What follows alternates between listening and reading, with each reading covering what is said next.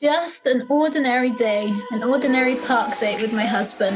I can't even remember exactly when, maybe 4 years ago, 5 years ago. It was beautiful weather, blue skies, green trees. We went to a local park in Jerusalem, the type that felt much bigger than it actually was. We sat there under the trees, a gorgeous, ordinary day. A golden sun, a gentle breeze. I had brought my sketchbook with as a last minute thought for a fun activity to do together. In general, I hardly opened it. It was reserved for, air quotes, better days, when I didn't find life so overwhelmingly challenging, when I wasn't pulled in this direction and that, when I could find the time, the space, the place to just breathe and create, which obviously never happened. Anyway, I took out my sketchbook and passed it to my husband, who made a few pretty good attempts, trying his best to get the lines on the page to resemble a tree. Next, it was my turn. Drawing trees is easy. I can do it with my eyes closed, yet I hardly do. Such a strange thing. It's so strange to be so good at something that I barely do. It seems even stranger to really dislike it. I don't feel relaxed or energized when I think about painting. I feel stressed out and tense. Anyway, I push these thoughts away, like I've been doing for the past 7 years. One day I'll get over this creative block. One day I'll be the person I know I really am. One day I'll create without fear. One day I'll just let myself be me. It's a funny thing, life, because that one day never comes. There's kids, there's laundry, there's life. And I had already decided on some level that painting is just not for me. It's too stressful. I can't come up with good ideas. It always takes me so long. I don't know where to start. I don't know what to do. And what if it doesn't come out good? And what if I can't get it right? And if I start to paint, no one will like it. No one will buy it. So I'm sitting there in the park with my husband, the golden sun beating down on my face, the bright green trees swaying gently in the wind, and I start to draw. And I go silent because you can't talk and draw at the same time. And instead of leaves and trees, I start to see lines and curves. And instead of browns and greens, I see light and shadow. And instead of a park, I see a fascinating, perfect picture of beautiful harmony. All inspired by that fun, creative moment, I start chatting to my husband on the way back to the car. Oh, when I start painting again, I want to do this picture, and I want to do a picture of this and a picture of that. And then my husband, quite innocently, turned to me and said, so when are you going to start painting? You've been saying that a long time already. I cannot tell you how I felt when I heard those words. Not that he hadn't said them before. In that one small, tiny moment, I was shocked to the core. Tears came to my eyes. I looked at myself and who I wanted to be, and I realized just how far I actually was. I decided in that moment that I'm no longer prepared to ignore a part of my soul, a part of who I really am. I realized that although I might have all the excuses in the entire world not to paint or draw or create, they will never make up for me not being me. I also realized I'm going to need huge amounts of faith and courage, and that there's no way out but forwards. But the most important thing I realized, which is why I'm sharing my story, is that sometimes my journey is not only meant for me, because maybe when I share my challenges with you, it helps you overcome your challenges too. And when I listen to my soul, you can start to hear your soul too. Thank you. I could hear the kids in the background. And I know when we've had conversations in the past, they're like banging on the door. And before I hit record, I said, let it be. Let it be, let it be, let it be, because it's such a beautiful representation of life and just being present in the moment. So thank you. Thank you for that opportunity. How was it for you, like writing out that story and going back to that moment? So it's really funny because I've never considered that as like a life-changing moment. It seems way too undramatic and boring, and I've had way more exciting ones. Real epiphanies when I've been really stressed and depressed and down. And when we did this workshop with Jessie about writing my story, this one just popped in my mind when I thought about art.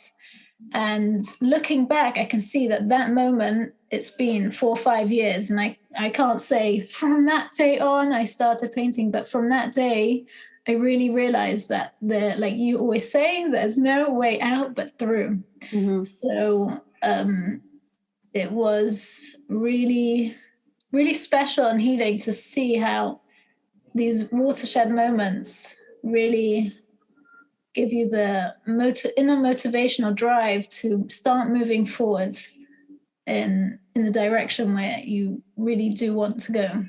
Yeah. So at that time, did you already have children? Yeah. Okay. That was the problem. Or so I thought. That was the problem. Yeah. We're like, that's the damn problem is these kids. So how old were your children? Or they must have been, at the time I had 3, they were like 2, 4, and 6, something like that. Okay. And so you painted a lot before children, or like, what was your relationship to art? So I was always really artistic and it just seemed to come from nowhere. My parents were so proud of me. They were like, no, you have to go to lessons. So I went to lots of private lessons. And in school, you had the option to do art as one of your subjects, like history, geography, and you could choose art and textiles and things like that. So obviously I did art. Now, I don't know what happened, if it was the exam pressure of art or the exam pressure or perfectionist tendencies in the whole of my schooling, but it affected my art in that 14, 15 years old, I still confidently drew and painted. And then once it became like exams, I used to just, lie in bed all day, not do anything. When I was like 17, 18, and leave everything to the last minute. And obviously I got great grades because I used to like do it all last minute and I was good enough to do that. So I'd be like painting these huge paintings, like 1 a.m, 2 a.m.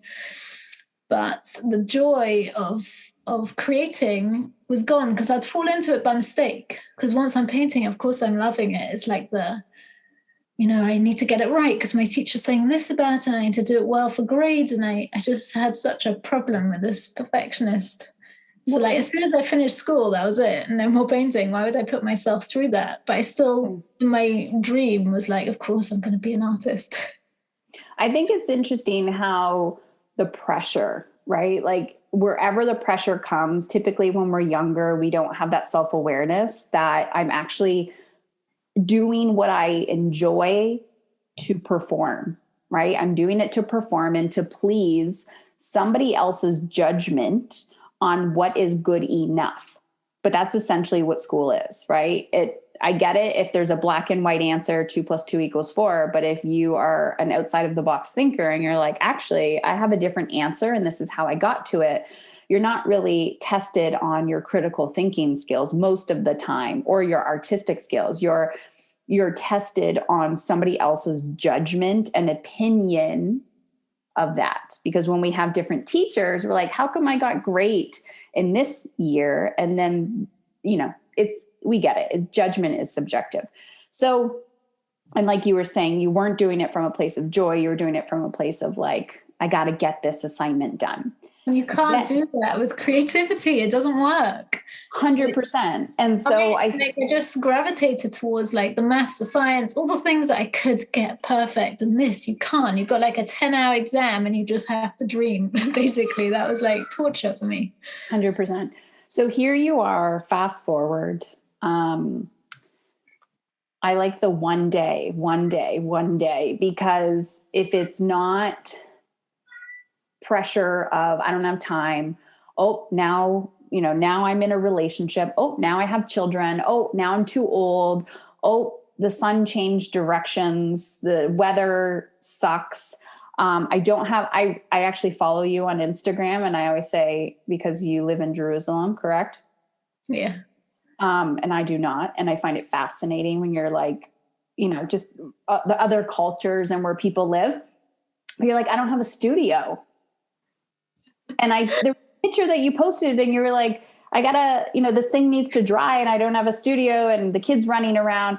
And I actually was like, look at her making it happen. People, I actually use that excuse because I want to do pottery. And the only place I have room right now is literally in my kitchen or at the table, and everything happens there. So when I do it, I have to put it out and then I have to move it. Like I can't be messy. I can't just let it be messy and like close the door. So I don't know how I'm doing it. I'm just doing it. We just got to get shit done. one day doesn't come. Today is the day. I feel like once you jump in, and I've seen it, then things work out. Yeah. So the studio is still on my wish list very much. It will be. And you drank my Kool-Aid. You're finally getting it. So let's talk about that. Where were you? I remember when you came into Mastery, and then you went into Mastery Business. I didn't even know that and I always tell you this, you came into Mastery for whatever reason, you can tell your reason why. And then one day you were like, hey, I think I'm ready to join Mastery Business. I was like, I didn't even know you you had a business. And you were like, that's because I don't identify as a business owner. And now being able to accelerate your growth, making money, putting yourself out there, being wildly emotionally uncomfortable. So talk about like that evolution. Okay, so it's interesting that you're bringing this up, because as I was jotting down thoughts, what thought would be nice to talk about in this conversation was what has given me the push from the story I shared, which has been, I've started painting, but on a few months, off a few months. And then when I joined your program and really took it to the next level. And I think it's the shock of realizing that one day is never going to happen. And I'll share a bit, I might cry, but that's emotionally uncomfortable podcast, right? So before I joined your program, I never invested in myself in such a way. And it's only because I was really on my knees, and my mum was extremely ill, and she had taken a turn for the worst in the last 4 months of her life. And I was still living in this place of not really coming to terms with it, of holding on to faith, of not giving up hope, but yet knowing that I might have to prepare myself for this terrible thing to happen. And I came across you on Instagram. I hadn't listened to one podcast. I'd read like 2 posts, and I identified just with your idea and your title of dying to be a good mom, because that's what I felt like I was doing. Desperate to be a good mother, and like dying in the process of the chaos in my life. And so I had in my perfectionist mind, I can't be a business owner until I have my life sorted out. That means no chaos, kids are well behaved, lunches are ready and supper, whatever I had in my mind of what like a perfect life would be. So I joined your program thinking, like, feeling like this would be some like, some, what's it called? Like rope, like something to help me in the dark.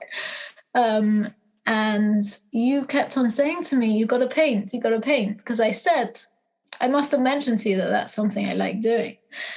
And then once I started painting, it's just this huge fear. It goes back to being able to, when you work for someone and you teach or you do something that's not creative, you can check the boxes. And to like not only be making money in business from something that's creative, but also just to produce, was so out of my comfort zone. But was that the first time you started painting again, or like were you painting previously? I was painting previously, but I'd never, I hadn't taken the steps to consistently paint, to show up every day, and to like, this is my work. So again, I was on and off painting. I was painting when people came to me, actually, which was just, sometimes you were waiting for the invitation. Yeah, I was like, it seems so funny now because I've moved so far that like you have to put your intention out there for the universe to be able to give you what you're looking for. But I was waiting for the next step to just come to me because I was too scared to do anything about bringing it. Yeah. So let's talk about, can we go there with your mother for a moment? Yeah. Okay. I remember when we connected, like you said, it was actually right before I think she passed. The night before was very odd. Yeah. The night before. Yeah. Interesting. Wow. Yes, I remember that. And yeah, in my work, I've learned to trust something bigger than me is at play. some people come and something happens and, everyone has their own beliefs, and we have lots of different beliefs and religious backgrounds in our community. And usually when that happens, I'm like, okay, what is this? Right? What is this? I remember the grief of, what that was. But you always told me like the special woman that your mother was. And it seemed like she was very inspirational to you. Can you talk a little bit about like how she was a role model for you? Well, the thing that stands out is she was just a very happy person by nature. And I considered myself very complex. And I justify that because all artists are a bit crazy, right? So I created this crazy identity for myself. I get really emotional and depressed and stressed. And I was always stressed about this and stressed about that. And my mum, at the same time, loving life. So I had this like lot of inner conflict. And my mum said to me, just out of curiosity, because she had this way of being like very objective about things. And she just said, it's so interesting that you just turned 30. This is like the best time of your life. This is the best time of your life. You're like more mature, but you're not too old. And I remember being like, and she was just saying it as not like panicking, like, why am I not enjoying myself? Not as like, she was just saying it as like so interesting. And it really struck me that, I'm creating this craziness for myself. And yeah. I love how she was lovingly calling you out on your shit, but like in this very curiosity way. And I think it makes you're like, yes, it was so annoying. But it truly is about the energy in way we approach our communication in any relationship, and how we can, like, that's such a beautiful gift and way to be remembered as like, because children are very triggering, right? When we see our children like struggling or suffering, and for her to be like, I see your potential. And I also see where there might be some self-inflicted struggle here. Yeah. So I remember the conversation. This is just going to become a therapy session. So I remember the conversation where, yes, I was encouraging you to paint. I think I don't know, I might've found you on Instagram or something. And I was like, paint, because you were in like a deep grief. And I was like, paint, like, is there something that, your mother inspired? And you were like, nope. I'm not going there. And yeah. And I think it's a relationship. How has your relationship to art and your craft changed over time? Because I believe everything is a relationship.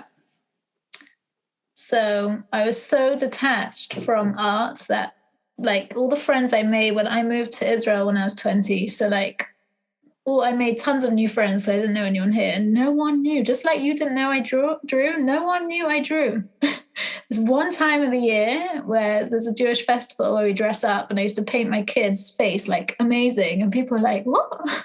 How do you know how to do that?" So I didn't tell people because it was just a part of me that I couldn't deal with. Like I didn't know. I tried to paint, it wasn't good. Whatever. I just decided I'm not doing it. So like I got very into, I always have to be into something. It's my personality. So if I'm not into what I'm really good at, then I'm into nutrition or movement or all these other things. And that was when I first started Instagram, someone told me, go follow other artists. But I was like, why do I want to see what they're doing? I want to know about the movement and the health. And it's taken me time to like start finding the joy in doing something that I'm really good at, and to start finding the inspiration in sharing, in meeting other artists and learning more, and just taking pride and joy in doing something that I'm really good at. It's all brand new for me. Like relearning. So let's talk about, like, I wanted to go in the direction of talking about identity, but I'm also picking up on, this was really easy for me. like almost too easy, that I didn't understand why other people couldn't do this. So I kept pushing those thoughts away. Like now, giving yourself more permission, and I know you and I talk a lot about being emotionally uncomfortable and the messy middle and the courage, and you're definitely what I call in the brave zone, where you're doing the emotionally uncomfortable work. But you have to like actively cultivate the joy, right? The good feelings. You have to, and the resistance. Can you talk a little bit about that when you are, art, creativity brings you joy, or it is a contributor to how you feel and feeling lit up. That's in alignment with how you want to feel. But there's also this relationship around resistance, consistency, habits. Talk a little bit about that. So it's like one of the most powerful things you said to me was, how good are you willing to let yourself feel? And I was like, that just keeps on coming in my mind over the past year. That's mind blowing for me, because I naturally don't do things that make me feel good. It's so strange. It's so interesting. You and every other human. Yeah. So it goes back to like, how much joy am I going to allow myself to feel? Am I going to allow myself to create in this messy middle space, practically on the dining room table? Am I going to allow myself to do that? Because when I do it, I know I feel joy. I know I feel happy. I know it sparks me. So I still, and like I said, when you asked me to do this podcast, I was like, no, like a part of me wants myself to be perfect, and then I'll do it once I figured it out, once I love painting. And I'm realizing that there's no courage in that. The courage is is like loving yourself before you've materially achieved what you want to achieve. And this is so good. You just said something. I'm like, say it again. What was it? That's not courage. Yeah. What did you say before that? Oh, I don't know. But I was saying like courage is like loving yourself before you, like, it's not brave to say, this is what I read in a book somewhere. I don't know exactly, but it stuck with me. It's like not brave to say you love your body once you've changed it to exactly the way you want it to look. It's not brave to say you don't care about worldly possessions when you have everything you have. It's not brave to say you don't care for money when you have all of it. It's the courage before in the process of it, where you love yourself before, and then it all aligns. Yeah. So it's not courageous to say someday. It's taking the action in the hope that whatever you're doing with no evidence that it's going to manifest or unfold, that's courage. To be like, I'm investing in this idea or this potential feeling because somebody else told me, or I'm trusting, right? Trusting myself, trusting the process. That's super courageous. And I think back to the one day I think I started saying this, but I didn't finish. I often do that. But with my mum was the shock of seeing death. I know it sounds really morbid, but that shock of seeing that there is that I never thought I would find that motivating, but it's more like, wow, I don't, who knows? There's no, like time just that. Yeah. I often, the weird thing is, yes, I almost died, but before my diagnosis, I had this weird relationship to death. And I think it's because one of my first experiences of death, I was around 10, 12 years old. And it was somebody in my family, actually a little bit of an extended family. They were young, and it was an intentional death. And one day that person was there, and the next day they weren't. And it was like a shock to the system.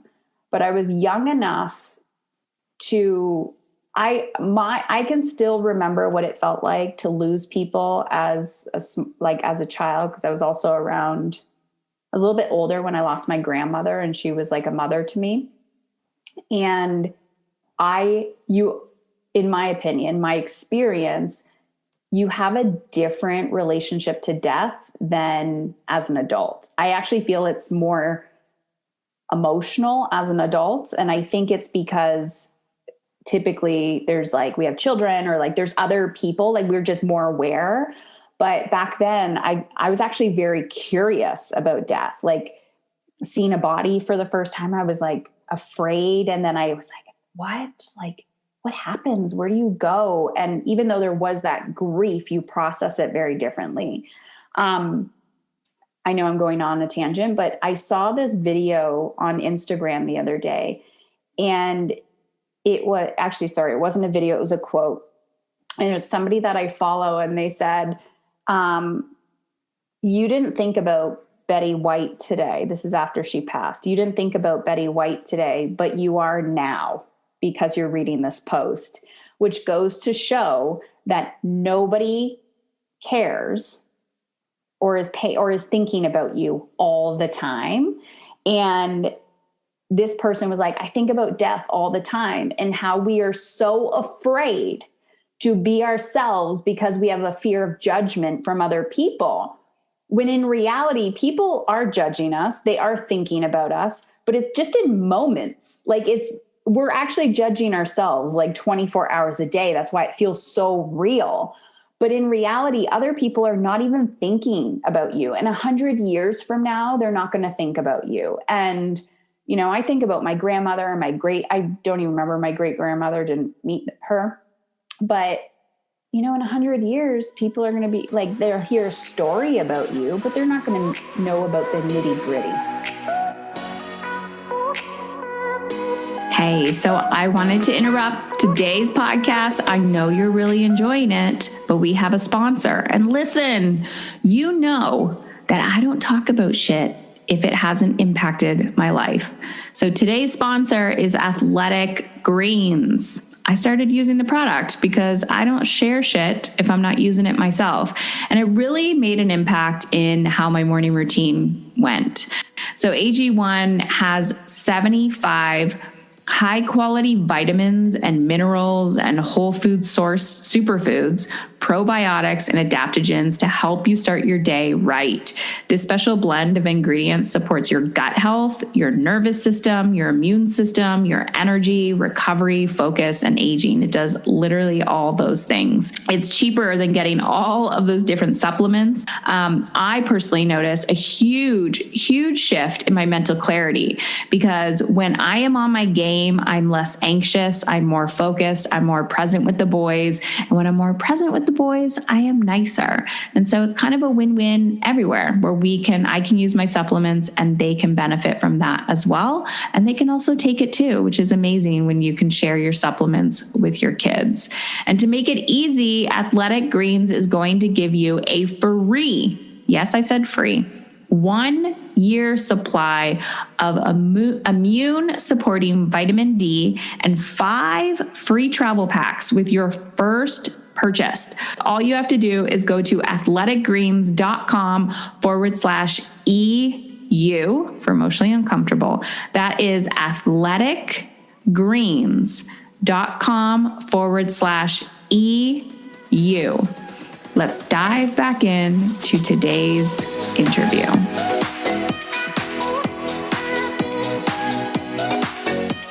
That's the funny thing, is that it really gives me courage then, because everyone is thinking about themselves. So not only is no one thinking about you, just in the same way as you're always thinking about how well am I doing, what are people thinking, everyone else is also thinking that. So you can I think it's funny when people are like, when does your book come out? And like a random person, like my neighbor. And I'm like, my book came out a year ago. Like they know the idea of like, oh, I think she's writing a book. They're like, oh yeah, like, oh, can I buy a copy? And I'm like, just go online, buy a copy. Like they're not present, right? Or I'm like, sure, you can buy a copy, and then they don't read the book. Like people are so disengaged with themselves and their own presence that they are not paying attention to your shit. And then when they are paying attention to your shit, it's a literal projection of their own shit, because they're definitely, and if they are that close and they're like, she didn't post on Instagram today, and last week she said she was going to post on Instagram every day for 30 days. If people actually notice that I don't do that and I declared it, they're way too fucking close to the actions that I'm taking in my life. Nobody's paying attention. Yeah. Yeah. So let's talk about, I don't know, when are you going to start? When am I going to start what? No, I just wrote that down because when your husband was like, that's awesome, when are you going to start? I feel like in that moment you have, like, that's where the light switch goes on. Talk about that. It was so painful. I was like crying. And like every time I used to have this conversation, because I was so stubborn that this is who I am. And freedom was so important to me that I have to do what I'm good at, that I like would not get a regular job. I did a bit of teaching here, I did that. So I've got this like ongoing conflict that I'm not getting a job. So I'm watching the kids and doing bits and pieces of this and that, but I'm not painting. And I just craving to make a living and a profession out of painting at the same time. I just couldn't put myself through that.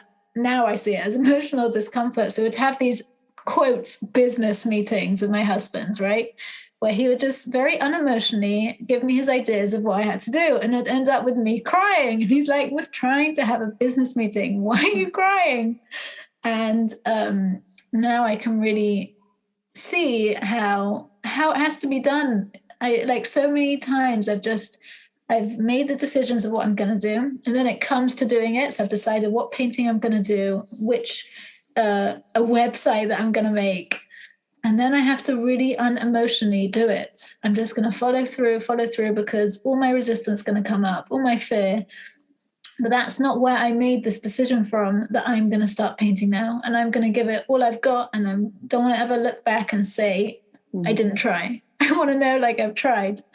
And there's no other way, as you were saying to me, there's no other way to know what, I'm in this, like, I definitely need to paint. I love selling. I love making commissions for people, but I also love people. So I haven't decided exactly how I'm going to fit those two loves in my life without mixing them together, which doesn't always work so well. But I find that, I want to talk about that for a second, because I find that such a mind game. Because I think we're taught a certain way, like we're brainwashed to believe like you need to find a niche or niche or whatever it's called. And then it's like, how do you, like, I want to say marry, but it doesn't need to be, but like collaborate with yourself? Because I do the same thing. I'm like, I have this path, this personal path, and then this professional path. And the professional path is really about owning how, like, the impact you want to make, owning the money you want to make, owning how you want to feel in your business, hiring support, scaling. It's the same shit, right? It's the exact same thing as your personal life, owning who you are, owning how you want to feel, owning the impact you want to make or the legacy you want to leave. And we think it's different, but it's the same thing. But then somebody else will tell you, well, you need to do it this way or it's not going to work. And so you have to trust yourself. You have to lean in and go, like you said something earlier about art and creating. And in my head, because I do not identify as an artist or creative, even though people have said you're very creative, I look to somebody like you who can create the physical manifestation of creativity. Like, here's art, here's a painting, here's a drawing. I intellectually, in my brain, can feel things and see things. And then I collaborate with an artist who can make it come to life. It took me a very long time as an adult to realize that. As a child, I shamed myself that I wasn't good enough, that I sucked, right? The reason why I'm telling you this, oh my God, I'm losing my thought. The reason why I'm telling you this is because we are all creative. I'm literally teaching people, I'm collaborating with people on how to create the life they want. Yeah. And it's fucking painful to me when the other person refuses to accept the fact that they are a creator. Yeah, we're all creators, aren't we? Yeah. You're like, damn it. It's just finding your medium, like finding but we are, like, as a human being, you have the ability to create the thoughts, create the actions, create the outcome that you desire. Is it emotionally uncomfortable? 100%. It's really mind-blowing for me. I've been practicing it the past few weeks. I've been doing really uncomfortable things. And I have been going for, I can create, I might not be able to control these circumstances and outcomes, but I can create the emotions and the feelings I want to feel. So I think, what do I want? What does success look like to me? How does it feel? I can feel that right now. So it's, it's very empowering. Like you can feel what success feels like or looks like for you? I realized, so I've opened my website. So when I get an order, I love that feeling. And I realized, what is that feeling? It's me feeling worthy that someone else is looking at my art and thinking, this is so great. I want this on my wall. So I said to myself, well, why can't I have that feeling now? I can feel worthy right now. And I said to my husband, it's funny, I said, like, I really want more orders. He's like, where are you going to put them? You do not want more orders. Going back to the studio, because at the moment I don't have one. There is no more floor space. So like, I don't need to have, what I'm just using that as an example of, is that I don't need the more orders to make me feel worthy. I don't even have space for it yet. I can feel that feeling already, and then all else will surely align. You need to do prints.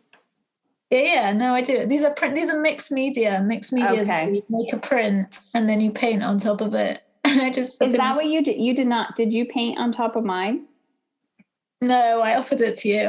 It's more. It's. Oh yes, I remember. Okay, because different options. Yeah, the print that I purchased from you looked so real. It's amazing how they do it. Yeah. It's one of the top places. Yeah. Yeah. I'm like, is this real? Like, it looks so cool. Here's the thing. As you do the emotionally uncomfortable work to step into who you really are, you then give me, as somebody who has purchased your art, the ability to experience something that I was searching for. Even though you may not feel like it's significant, because I always talk about how do you want to feel? What makes you feel that way? What makes me feel that way is like when I look around my house, something where I've always felt this gap is this, I don't want to say a disconnect, because you can have new paint on the walls, you can have furniture, but there's that essence of art that creates connection. And when there's a piece on my wall and I have either a personal connection to that person, or I've never met them before, but I know their story, or I've purchased it on a trip, it creates story. And I love story. So when someone points to it and says, oh, I like that, where'd you get it? I'm not going to say I bought it online on Amazon or Wayfair, or I don't know, somebody else picked it out and it looked good with the wall color. I'm going to tell the story. And stories create connection, and that brings me joy. So by you stepping into your area of genius, getting emotionally uncomfortable, you brought joy to my life. Oh my gosh. That's exactly what I love doing. It's really special. And to be honest, these things are happening all the time, except you're not getting the validation from the consumer, right? Who's buying. Sometimes you are, because they'll reach back out and they'll tell you. But in reality, like, this happens all the time when I'm sharing the podcast, and people will say to me years later, like, you literally changed my life. And I'm like, that would have been nice to know when I was about to like say, fuck it, I don't want to do this anymore. Because we overestimate the impact we have just by telling other people how we feel, which is why gratitude is so important. So it's okay to seek that external validation of, yes, it's not always great to be like, oh shit, that's so attached to my worthiness. but we're human and we have to admit to that too. So, Abigail, you're getting emotionally uncomfortable. You're stepping into your area of genius. You're walking yourself back home, alignment to who you really are.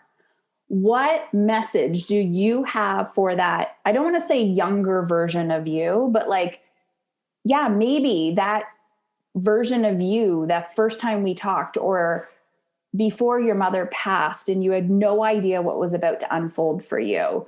What would you say to her? I can't help laughing because I've done these things before, and I always say nothing I would have said would have made a difference. I was so stubborn I wouldn't have listened. But let's pretend you were going to listen that day. Yeah. I would say that the universe has your back, that your soul is looking out for you and guiding you, and that you have to listen because it's really quiet. And when people used to tell me that, I was so annoyed because I did not know what that meant. But I can tell you now what it means, because sometimes you'll get a thought that doesn't feel bad and it doesn't feel good. It just feels. So my thought was, I've come across this program. It's a lot more than I've ever paid for. It's someone in a different country who I don't know at all. It's come out of the blue. Is it really the time now, when my mother's dying, to start joining some self-development program that might not work, whatever? But the small spark of this is exactly what I'm looking for. I just followed through, and I keep on doing that. Those sparks, those little, I want to make a website. Follow through, however emotionally uncomfortable it gets. I'm going to start sharing stuff on social media. Follow through. It's just a nice thought. It doesn't come with anything, and you can cover up so easily, but to just trust and believe and know that these thoughts are always there waiting for you. They're surrounding you. I love that. Everything you need to guide you one step at a time. I'm making a new picture now, and it's there's a Hebrew expression called which says, "The whole wide world is a very narrow bridge, but the main thing is not to fear at all."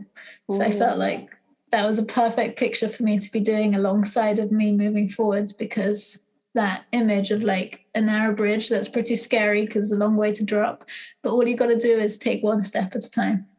I love that. I want to talk about where people can find you, where they can definitely purchase your art or reach out to you. I did have a really interesting thought, and now it has completely left my brain.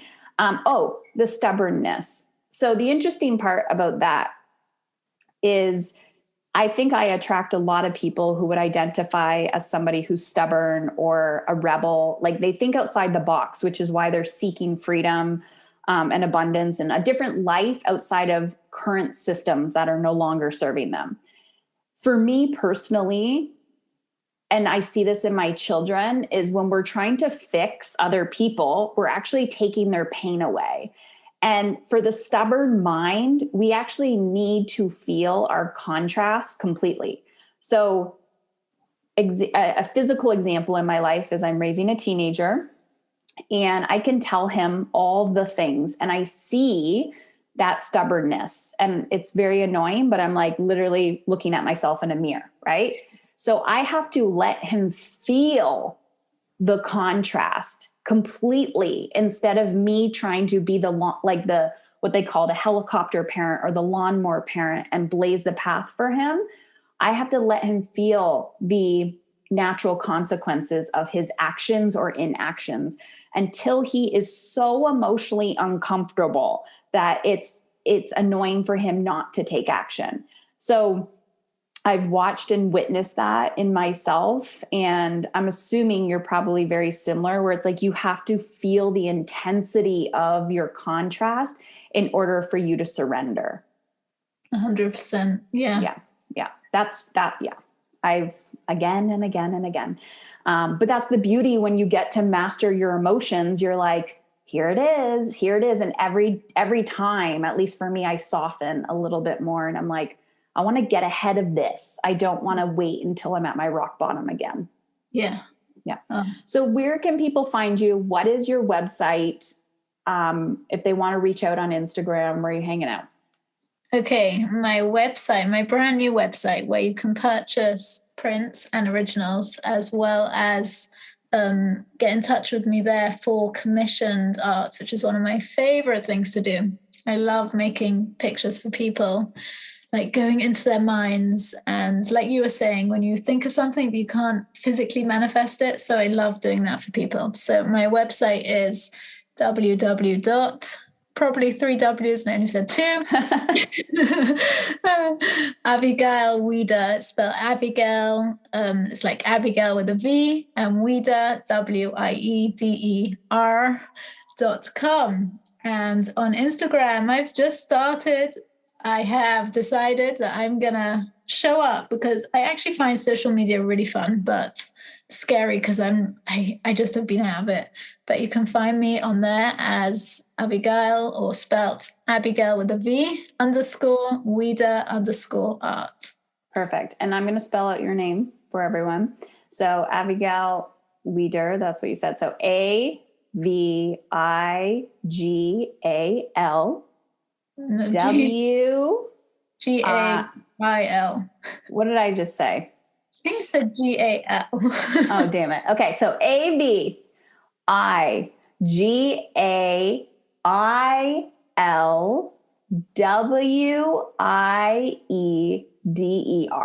So check her out.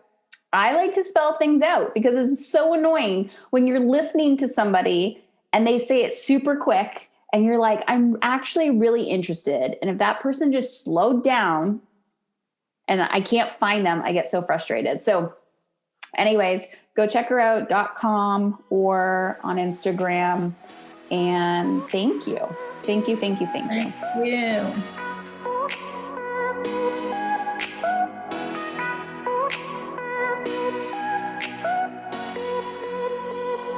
There it is.